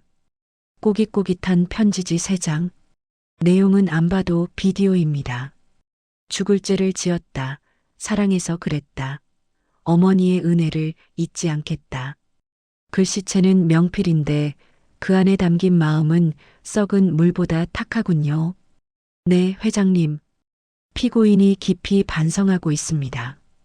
그리고 아시다시피 피고인이 초범은 아니지만 이번 건은 미수에 그쳤지 않습니까? 피해 금액도 회수되었고요. 변호사가 눈치를 보며 말을 잇습니다. 젊은 친구 앞길이 창창한데 징역형 살고 나오면 인생 망가지지 않겠습니까? 따님을 봐서라도 선처해 주시면 피고인이 출소 후에 조용히 한국을 떠나겠다고 약속했습니다. 선처, 약속? 범죄자들이 궁지에 몰렸을 때 뱉는 가장 가벼운 단어들이죠. 저는 찻잔을 들어 입술을 축이며 변호사를 빤히 응시합니다. 이 변호사, 박민수가 숨겨둔 돈으로 산 사선 변호사도 아니고 나라에서 붙여준 국선입니다. 박민수 놈 수임료 낼 돈도 없어서 국선 뒤에 숨어 제게 동정을 구걸하고 있는 겁니다. 변호사 양반. 네, 회장님. 미수? 피해 금액 회수? 법적으로는 그렇겠지. 근데 내 딸이 받은 마음의 상처는? 그건 누가 회수해 주나? 그건 민사로 보상하겠다고. 보상? 제가 픽 웃음을 터뜨리자 변호사가 입을 다뭅니다. 가진 거라곤 빚 4억 5천과 전과 기록뿐인 놈이 무슨 수로 보상을 합니까? 몸으로 때우겠다? 그건 보상이 아니라 공해입니다. 변호사 양반, 시간 낭비 그만하고 돌아가세요. 내 사전엔 합의라는 단어 지운 지 오래입니다. 아? 회장님, 이러시면 곤란합니다. 피고인 측에서 가만히 있지는 않을 겁니다. 사실 박민수 씨가 저한테 언지를 준 게 하나 있는데 변호사가 뜸을 들이더니 목소리를 낮춰 은밀하게 속삭입니다. 이번 사건이 언론에 알려지면 장관의 곰탕 이미지에도 타격이 있지 않겠냐고 하더군요. 재벌가 딸이 사기꾼이랑 놀아나다 보이스피싱까지 당할 뻔했다. 이거 유튜브 레카들이 물면 조회수 꽤나 나올 거라고. 협박이군요. 감옥에 갇힌 주제에 제 약점을 쥐고 흔들 수 있다고 착각하는 모양입니다. 보통의 기업 오너라면 여기서 흔들렸을 겁니다. 기업 이미지 추락, 주가 하락, 가맹점주들의 항의. 잃을 게 많은 사람은 겁이 많은 법이니까요. 하지만 박민수, 너는 번지수를 잘못 찾았다. 나는 잃을 게 많은 사람이 아니라 잃을 게 없어서 여기까지 온 사람이다. 가만히 있지 않으면? 뭐 유튜브 라이브라도 켜겠대? 저는 인터폰을 눌러 김비서를 호출합니다. 김비서 들어와. 대기하고 있던 김비서가 서류 뭉치를 들고 들어옵니다. 저는 그 서류를 변호사 면전에 툭 던집니다. 이게 뭡니까? 변호사가 당황하며 서류를 집어듭니다. 맨 위장에 적힌 제목. 피해자 공동소송 위임장 및 소송 비용 지원 약정서. 박민수 놈, 나한테만 사기친 게 아니더군. 2년 전 다단계 사기 피해자 30명, 작년 중고나라론 피해자 50명. 그 사람들 돈 없고 힘 없어서 고소도 포기하고 속만 끓이고 있었지. 저는 자리에서 일어나 창가로 걸어갑니다.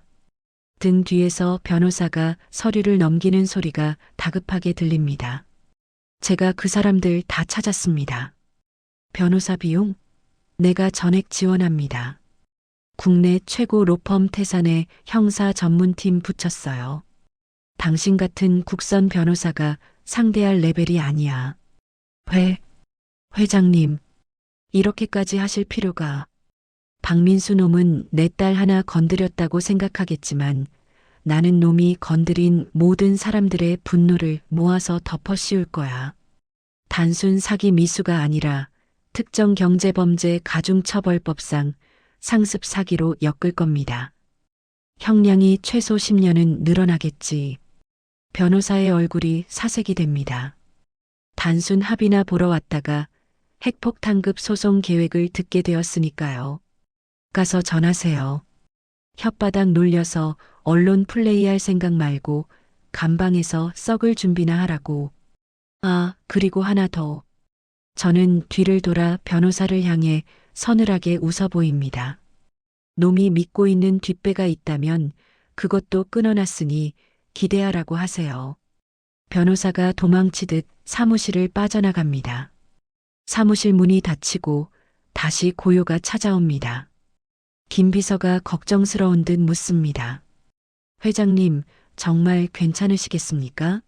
놈이 막 나가서 진짜 언론에 제보라도 하면. 제보? 하라고 해. 내 딸 어제부터 매장 주방에서 설거지하고 있어. 사기꾼한테 당했지만 씩씩하게 제기하는 청년. 오히려 스토리 좋아. 사람들은 솔직한 걸 좋아해. 저는 책상 위에 놓인 박민수의 반성문을 집어듭니다. 지익지익. 종이를 잘게 찢어 휴지통에 버립니다. 준비해. 내일은 내가 직접 면회 간다. 직접 가시게요? 응. 쥐새끼가 도간에 갇혔는데 주인이 가서 마지막으로 얼굴은 봐줘야지. 그리고 줄 선물도 있고. 제 손끝이 책상 서랍 속에 든 또 다른 서류 봉투를 스칩니다. 박민수가 감옥보다 더 무서워할 진짜 지옥문. 내일 그 문을 열어줄 생각입니다. 다음 날 오전 10시. 구치소 접견실. 투명한 아크릴 벽을 사이에 두고 장 회장과 박민수가 마주 앉아 있다. 박민수는 수의를 입고 있다. 끽. 철문이 열리고 놈이 들어옵니다. 수의 가슴팍에 박힌 번호 4885. 불과 며칠 전 명품 슈트를 입고 거들먹거리던 박 팀장은 이제 번호로 불리는 죄수가 되었습니다. 머리는 떡이 졌고 얼굴엔 까칠한 수염이 돋아 있습니다. 놈이 저를 보자마자 눈빛이 흔들립니다. 기대감일까요? 제가 합의서를 들고 왔을지도 모른다는 헛된 희망이 놈의 눈동자 속에서 희미하게 반짝입니다. 어머니, 오셨습니까? 놈이 수화기를 들고 비굴하게 웃어 보입니다. 어머니라는 단어가 놈의 입에서 나올 때마다 구역질이 올라오지만 오늘은 참아주기로 합니다. 이게 놈의 입에서 나오는 마지막 사치일 테니까요. 얼굴이 반쪽이 됐네. 밥은 입에 맞고? 제가 수화기를 들고 묻자 놈이 울상을 짓습니다. 죽지 못해 살고 있습니다. 어머니, 저 좀 꺼내주세요. 제가 나가면 평생 개처럼 일해서 갚겠습니다. 지은 씨한테도 무릎 꿇고 빌고요. 네. 변호사 말로는 합의만 해주시면 집행유예도 가능하다고. 집행유예. 죄를 짓고도 죄값을 유예받겠다니 꿈도 야무집니다. 저는 가방에서 준비해온 서류 봉투를 꺼내 아크릴 벽에 보란듯이 들이댑니다. 그래. 안 그래도 자네 주려고 선물을 가져왔어. 선물이라뇨? 합의서입니까? 놈의 얼굴에 화색이 돕니다. 몸을 앞으로 기울이며 아크릴 벽에 얼굴을 처박습니다. 저는 봉투에서 서류 한 장을 꺼내 펼쳐 보입니다. 합의서가 아닙니다.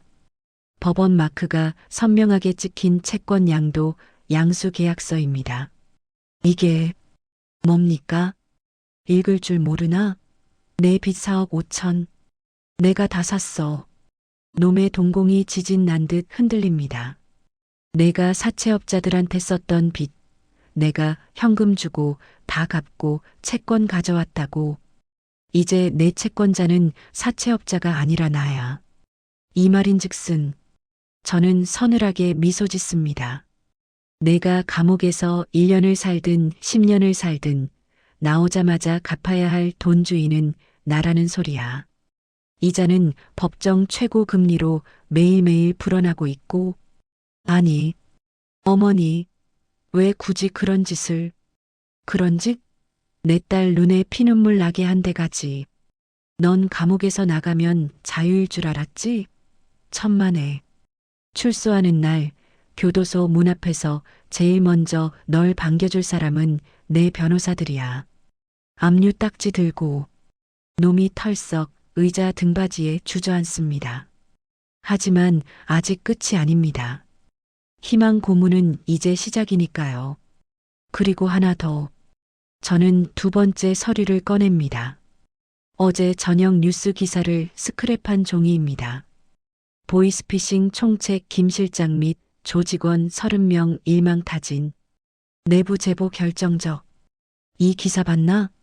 구치소라 신문은 아직 못 봤으려나. 놈이 기사 헤드라인을 읽자마자 사색이 됩니다. 입술이 파르르 떨립니다. 김 실장 형님이. 어떻게 긴. 내가 찔렀지. 내 노트북에서 나온 정보들 경찰한테 넘기기 전에 흥신소 풀어서 놈들 본거지부터 털었거든. 자, 여기서 중요한 건 말이야. 저는 목소리를 낮추고 놈을 향해 속삭입니다. 김 실장이 잡히면서 경찰한테 뭐라고 진술했을 것 같아? 모든 건 박민수 팀장이 주도했다. 나는 바지 사장일 뿐이다. 이렇게 꼬리 자르기 들어갔어. 그 개새끼가 내가 얼마나 벌어다 줬는데. 놈이 수화기를 쥔 채 벌떡 일어나 소리를 지릅니다. 교도관이 다가와 놈의 어깨를 누르며 제지합니다. 분노와 배신감. 믿었던 조직에게 버림받고 모든 죄를 뒤집어 쓰게 생긴 상황. 이게 바로 제가 원하던 그림입니다. 조직 내에서 서로 물고 뜯게 만드는 것. 앉아. 아직 얘기 안 끝났어. 제 차가운 일갈에 놈이 씩씩거리며 다시 앉습니다. 눈에는 핏발이 서 있습니다. 김 실장은 너한테 다 뒤집어 씌우려고 작정했고 넌 독박 쓰게 생겼어. 게다가 내가 모은 피해자 80명이 단체로 탄원서 넣고 있어. 이대로 가면 너 최소 15년이야. 15년. 34살인 놈이 50살이 다 되어야 나올 수 있는 시간. 놈의 인생에서 가장 빛나는 청춘이 삭제되는 겁니다. 놈의 얼굴에서 핏기가 완전히 사라집니다. 공포. 진짜 지옥을 본 사람의 표정입니다. 어머니. 살려주세요. 제발. 시키는 대로 다 할게요. 김 실장 그 새끼가 시킨 거라고 증언해 주시면 안 됩니까? 네. 이제야 진짜로 비는군요. 하지만 박서방. 내 딸이 방문 걸어 잠그고 올 때 너는 낄낄거리며 담배를 피웠지. 그 죗값 애누리 없이 치러야지. 증언? 글쎄. 내가 왜 그래야 하지? 저는 자리에서 일어납니다. 시간이 다 됐다는 교도관의 수신호가 보입니다. 감옥밥 꼬박꼬박 챙겨 먹어. 나와서 빚 갚으려면 몸이라도 성해야지. 아, 참. 저는 나가려다 말고 뒤를 돌아 놈을 봅니다. 지은이는 잊어. 걔는 이제 내가 알던 온실 속 화초가 아니니까. 내 덕분에 아주 튼튼한 야생화가 됐거든. 어머니, 장모님. 놈이 아크릴 벽을 주먹으로 쾅쾅 두드리며 절규합니다. 교도관들에게 끌려나가는 놈의 비명소리가 접견실 복도에 메아리칩니다.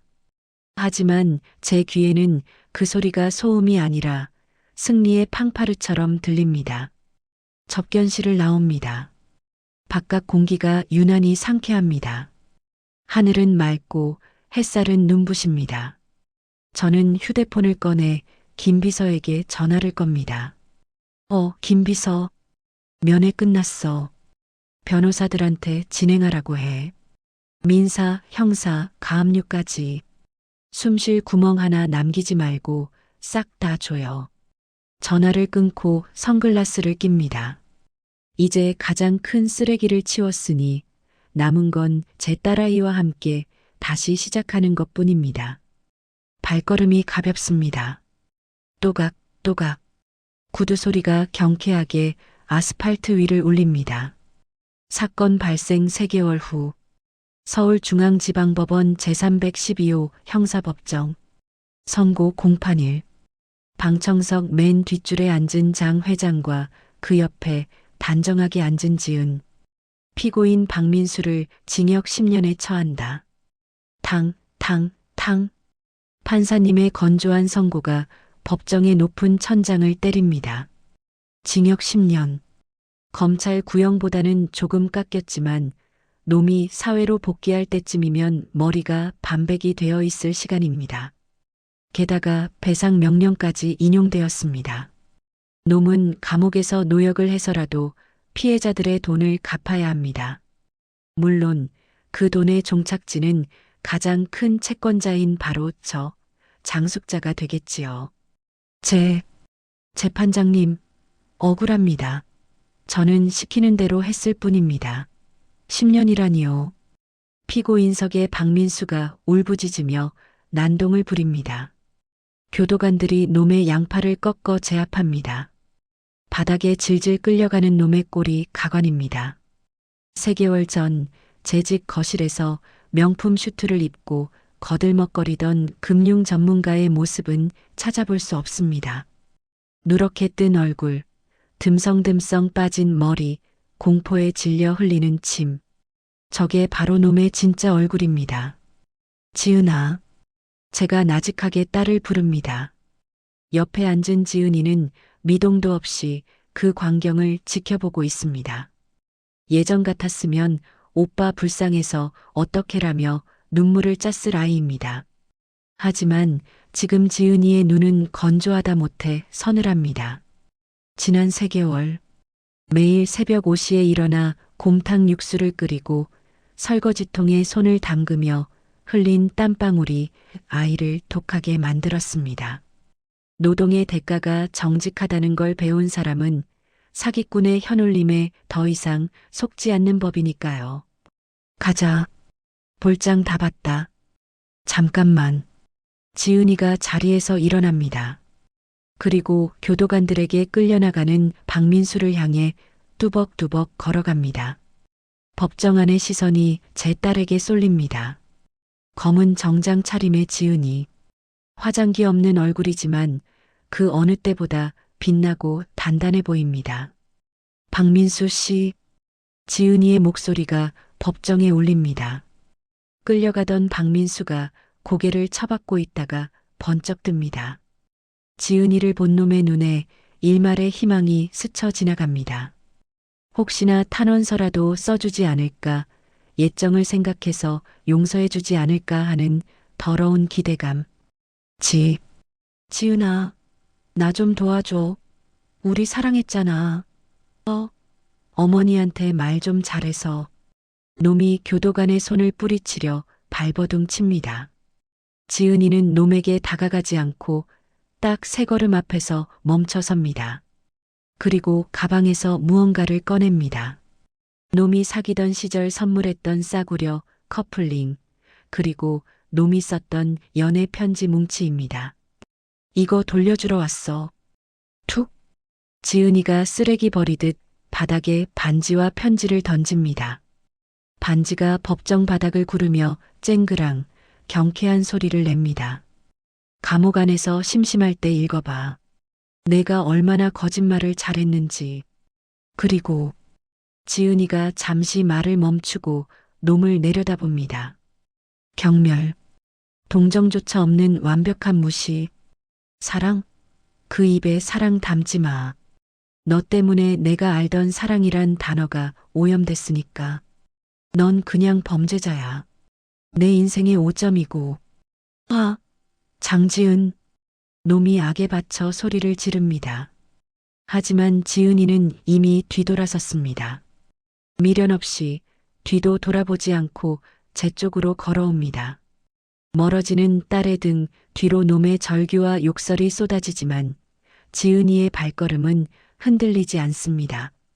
저는 자리에서 일어나 다가오는 딸을 맞이합니다. 아이의 표정이 후련해 보입니다. 체중이 내려간 얼굴. 마침내 길고 길었던 악연의 고리를 스스로 끊어낸 겁니다. 속 시원하냐? 응, 엄청. 배고프지? 밥 먹으러 가자. 순대국밥 먹고 싶어? 특으로. 그래. 가자. 우리는 소란스러운 법정을 뒤로하고 복도로 나옵니다. 닫히는 법정 문 사이로 놈이 바닥에 주저앉아 오열하는 모습이 마지막으로 보입니다. 문이 쾅 닫힙니다. 빛과 어둠이 갈리듯 놈은 감옥이라는 어둠 속에 갇혔고 우리는 햇살 쏟아지는 세상 밖으로 걸어 나옵니다. 끽, 쿵. 회전문이 돌아가며 우리를 세상 밖으로 뱉어냅니다. 코끝에 닿는 공기가 다릅니다. 법정 안의 공기가 곰팡이 핀 지하실 냄새였다면 바깥의 공기는 갓 지은 밥 냄새처럼 달고 구수합니다. 지은이가 눈이 부신 듯 손으로 이마에 그늘을 만듭니다. 그 손가락 마디마디가 제법 굵어져 있습니다. 지난 3개월간 주방에서 뚝배기를 나르느라 생긴 영광의 굳은 살입니다. 아, 눈부셔. 지은이가 찡그리며 웃습니다. 그 웃음이 막습니다. 가짜 사랑에 눈이 멀어 허우적대던 때보다 땀 흘려 일하고 퉁퉁 부은 지금의 얼굴이 100배는 더 예뻐 보입니다. 저는 말없이 딸아이의 옷매무새를 다듬어 줍니다. 어깨에 내려앉은 먼지를 털어내듯 지난 악몽의 티끌들을 털어냅니다. 엄마. 응. 나 사실 그동안 엄마가 돈 때문에 그 사람 반대한다고 생각했어. 엄마는 사랑 같은 거 모르는 냉혈한이라고. 지은이가 제 팔짱을 슬그머니 낍니다. 따뜻한 체온이 팔을 타고 전해집니다. 오랜만입니다. 이 아이가 제게 이렇게 온전히 체중을 실어 기대온 것이. 근데 살아보니까 알겠더라. 진짜 사랑은 달콤한 사탕 발림이 아니라 쓴 약을 먹여서라도 살리는 거라는 걸. 지은이의 말에 제 가슴 한구석이 찌르르 울립니다. 저는 먼 산을 바라보며 마른 침을 삼킵니다. 사랑. 그 흔해 빠진 단어 하나 때문에 얼마나 많은 사람들이 웃고 우는지요. 저 감옥 안에 갇힌 박민수 놈도 결국은 비틀린 욕망을 사랑이라 착각했을 테고 내 딸은 그 가짜에 속아 진짜 사랑을 의심했었지요. 지은아. 응? 사람 마음이란 게 참 그래. 나이가 들어도 쭈글쭈글한 노인이 되어도 사랑받고 싶어 하는 건 똑같단다. 저는 지나가는 사람들을 봅니다. 손을 잡고 가는 노부부, 아이를 아는 젊은 엄마, 통화하며 웃는 학생들. 누군가 나를 귀하게 여겨주길 바라는 마음. 그 틈을 파고드는 게 사기꾼들이야. 당신은 특별하다. 당신을 아낀다. 그 말 한마디에 평생 모은 돈도 자식도 내어주는 게 우리네 늙은이들 마음이지. 그래서 당하는 겁니다. 멍청해서가 아니라 외로워서, 누군가의 다정한 목소리가 그리워서, 그게 독이 든 사과인 줄 알면서도 베어무는 노인들이 얼마나 많은지요. 제가 박민수 놈을 그토록 잔혹하게 밟아놓은 건 놈이 단순히 내 돈을 노려서가 아닙니다. 사람의 가장 약하고 순수한 마음, 그 외로움을 인질로 잡았기 때문입니다. 엄마는? 엄마도 외로워? 지은이가 고개를 들어 저를 봅니다. 저는 딸아이의 머리를 쓸어 넘겨줍니다. 부모 마음이란 게 끝내 한 번도 쉬운 적이 없어서 외로울 틈도 없더구나. 자식 걱정에 밤잠 설치고 자식 아플까봐 대신 앓고 그렇게 평생을 종동거리며 사느라 내 외로움 따위는 사치였지요. 하지만 오늘 딸아이의 단단해진 팔짱을 끼고 보니 알겠습니다. 나도 위로받고 싶었구나. 잘 컸다고 고생했다고 이제 좀 쉬어도 된다고 누군가가 나를 알아주길 바랐구나. 가자. 배고프다. 순댓국집 문 닫기 전에 저는 쑥스러운 마음에 짐짓 걸음을 재촉합니다. 지은이가 같이 가 하며 종종 걸음으로 따라옵니다. 아스팔트 위에 길게 늘어진 두 개의 그림자가 하나로 겹쳐집니다. 법원 주차장을 빠져나가는 우리 차 뒤로 철창 처진 호송버스가 지나갑니다. 백미러로 그 버스를 힐끔 봅니다. 박민수, 너는 그 좁은 방에서 평생을 사랑 타령이나 하며 살아라. 나는 내 딸과 함께 땀 냄새 나는 진짜 세상 속으로 가서 뜨거운 국밥이나 한 그릇 할 테니. 엑셀을 밟습니다. 붕. 엔진 소리가 힘차게 울리며 차가 쭉 뻗은 도로 위를 질주합니다. 오후의 햇살이 차창을 뚫고 들어와 제 주름진 손등 위를 따뜻하게 덮어줍니다. 참으로 좋은 날입니다. 사건 발생 1년 후. 정오. 장간의 곰탕 본점. 점심시간으로 북새통을 이룬 식당 안. 뚝배기 달그락거리는 소리와 손님들의 웅성거림이 가득하다. 여기 특 곰탕 2개요. 깍두기 좀 더 주세요. 네. 특 2, 깍두기 리필. 금방 갑니다. 우렁찬 목소리가 홀을 가로지릅니다. 주방 입구에서 쟁반을 한 손으로 번쩍 들고 나오는 저 여인. 질끈 묶은 머리칼이 땀에 젖어 이마에 달라붙었고 화장기 없는 얼굴은 육수 증기에 붉게 상기되어 있습니다. 1년 전만 해도 백화점 명품관이 아니면 발도 들이지 않던 제 딸 지은이입니다. 지금 아이의 몸에서 나는 건 프랑스산 향수가 아니라 구수하고 비릿한 고기 육수 냄새입니다. 하지만 저는 그 냄새가 세상 그 어떤 향기보다 향기롭습니다. 저는 카운터에 앉아 계산기를 두드리며 홀을 종횡무진 누비는 딸아이를 훔쳐봅니다. 걸음걸이부터 달라졌습니다. 하이힐 위에서 위태롭게 흔들리던 발목은 이제 투박한 고무신을 신고 바닥을 단단하게 디딥니다. 뜨거운 뚝배기를 나르느라 손가락 마디마디에는 굳은 살이 박였고 손목에는 파스 한 장이 훈장처럼 붙어 있습니다.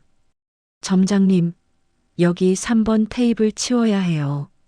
지은이가 능숙하게 빈 그릇을 겹쳐들고 주방으로 사라집니다. 그 뒷모습을 보며 저는 입가에 맴도는 미소를 감춥니다. 처음 한 달은 매일 밤마다 다리가 붓는다며 울던 아이였습니다. 3달째 되던 날엔 손님이 쏟은 국물에 데어 물집이 잡혔고요. 하지만 이제 1년. 아이는 더 이상 징징거리는 사장님 딸이 아닙니다. 제 몫을, 아니 직원 2사람 몫을 거뜬히 해내는 어엿한 장 실장이 되었습니다. 딸랑. 우체부 아저씨가 가게 문을 열고 들어옵니다. 회장님, 등기 왔습니다. 건네받은 편지 봉투. 발신인 주소를 보는 순간 제 미간이 본능적으로 찌푸려집니다. 안양교도소 수감번호 4885 박민수. 이 지긋지긋한 이름 석자. 1년이 지났는데도 놈은 끈질기게 편지를 보냅니다. 처음엔 반성문이더니 요즘엔 영치금이 부족하다, 몸이 아프다는 둥 구질구질한 구걸로 바뀌었지요. 제가 놈의 빚을 다 사들여서 채권자가 되었으니 놈에게 저는 유일한 동아줄일 겁니다. 누구한테 온 거야? 어느새 다가온 지은이가 제 어깨 너머로 봉투를 봅니다. 저는 얼른 봉투를 숨기려 했습니다. 괜히 아이의 기분을 망치고 싶지 않아서요.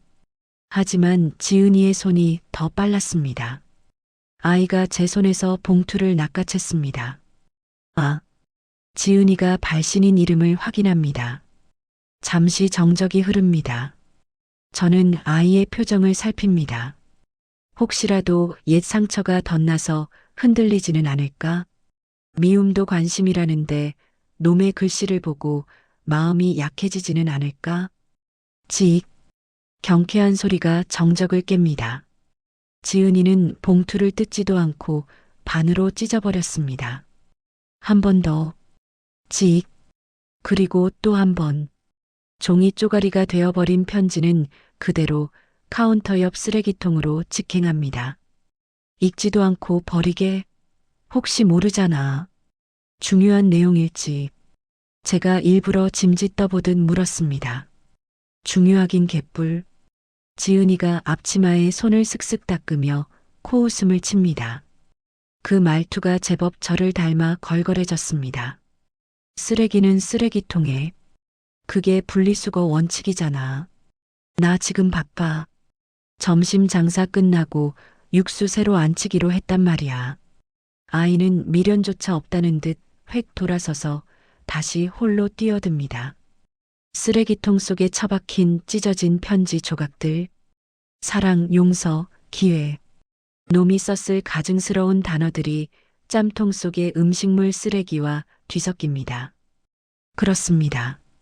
어설픈 연민은 놈에게 또 다른 사기의 기회를 줄 뿐입니다.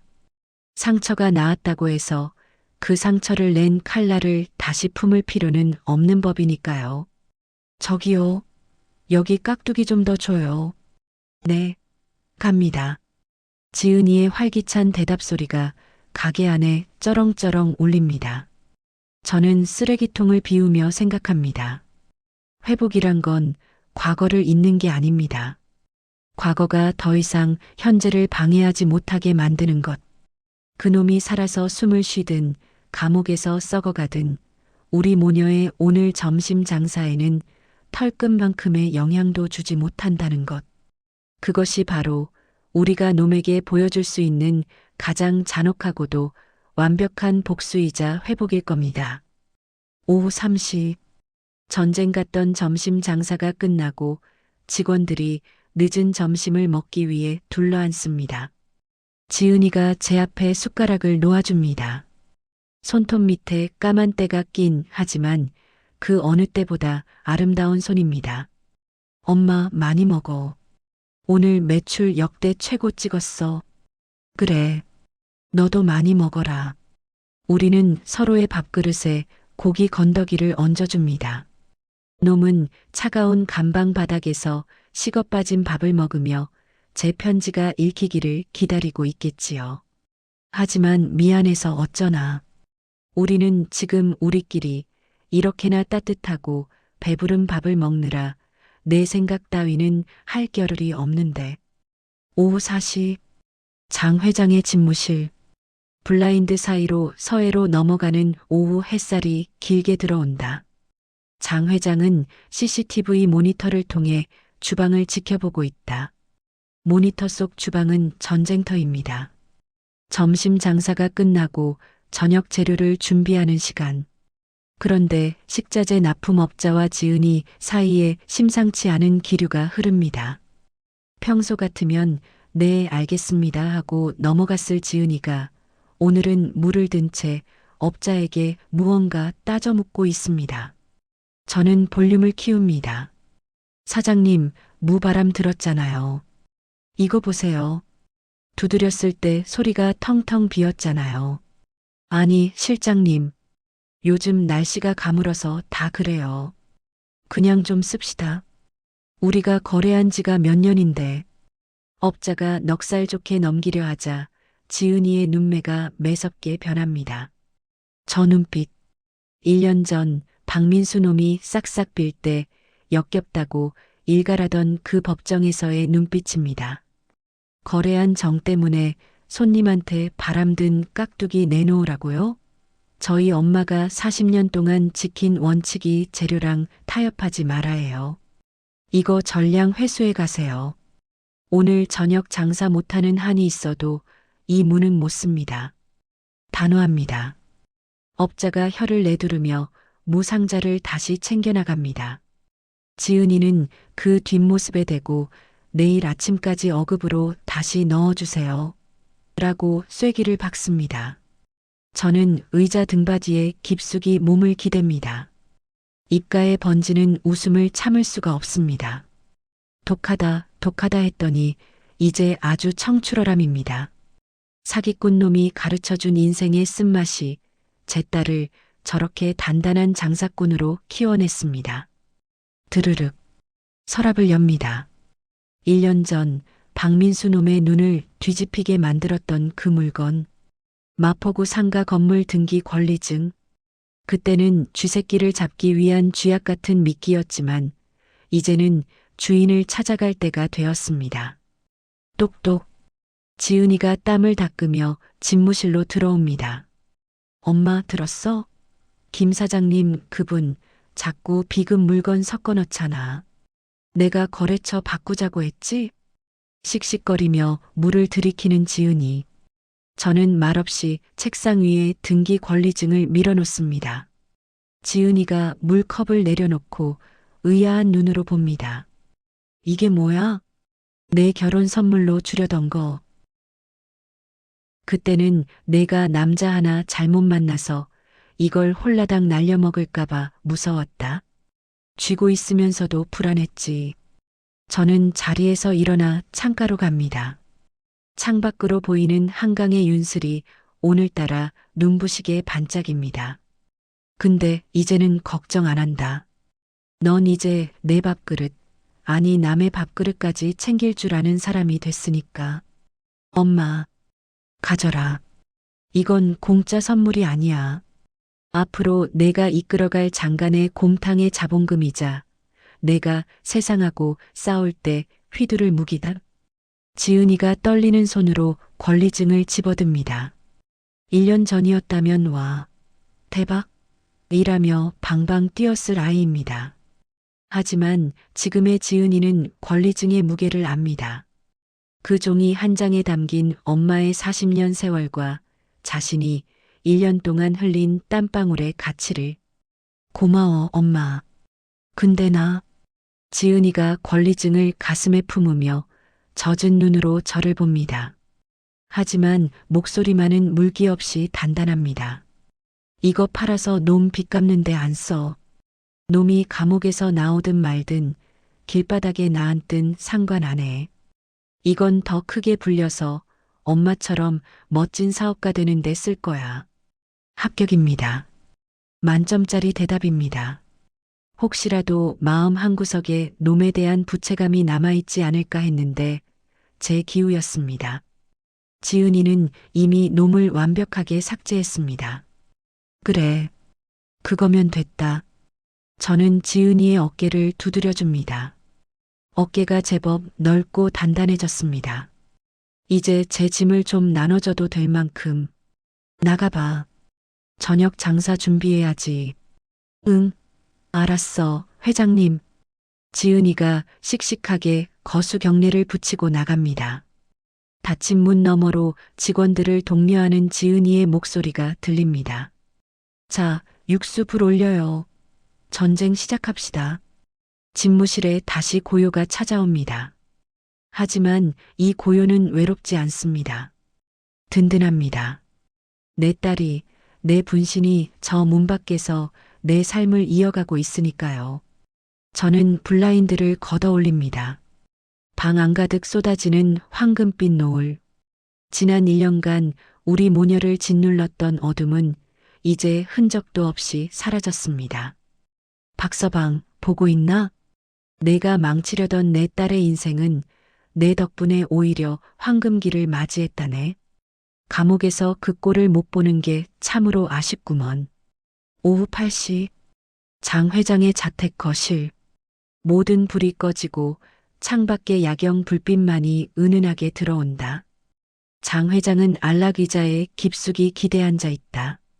테이블 위에는 김이 모락모락 나는 찻잔이 놓여 있다. 후, 뜨거운 찬물을 불어 한 모금 넘깁니다. 쌉싸름한 보이차 향이 입안을 맴돌다 목구멍으로 넘어갑니다. 온 집안이 절간처럼 고요합니다.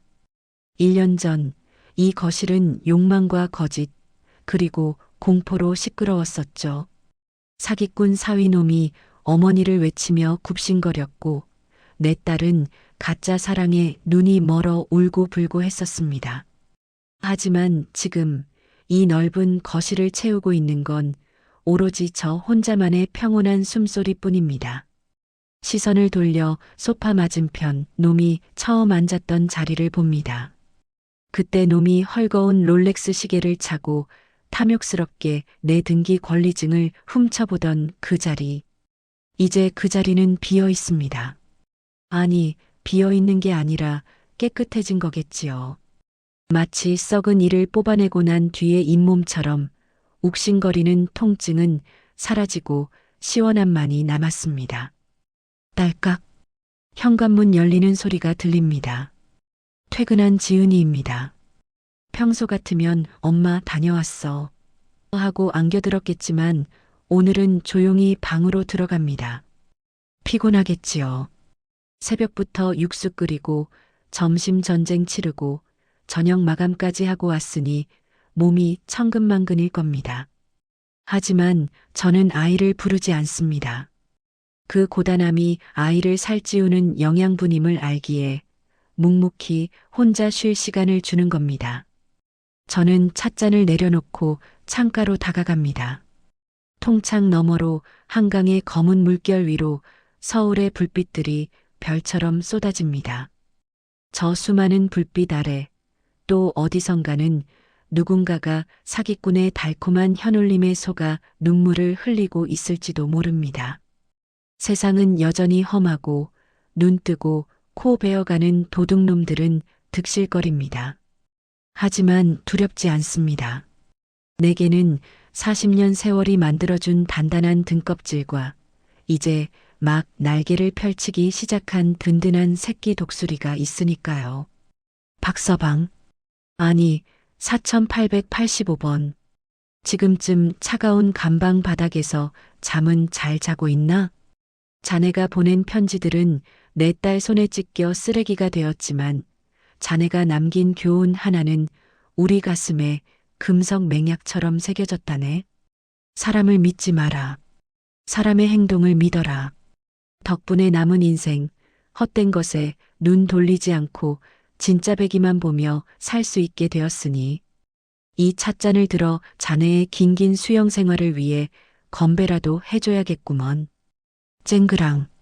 찻잔 뚜껑을 닫는 소리가 청아하게 울립니다.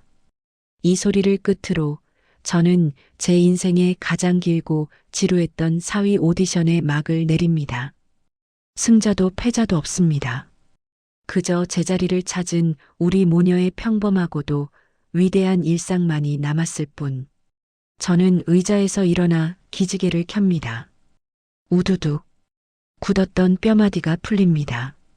내일은 지은이 몰래 시장에 가서 제일 좋은 사고를 좀 사와야겠습니다.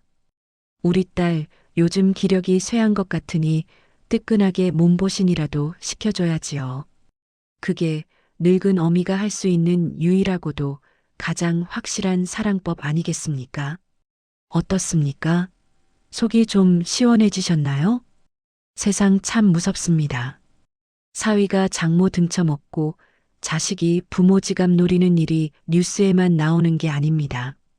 지금 여러분의 휴대폰이 울리고 낯선 목소리가 달콤하게 속삭인다면 그건 행운이 아니라 여러분의 인생을 노리는 덫일지도 모릅니다.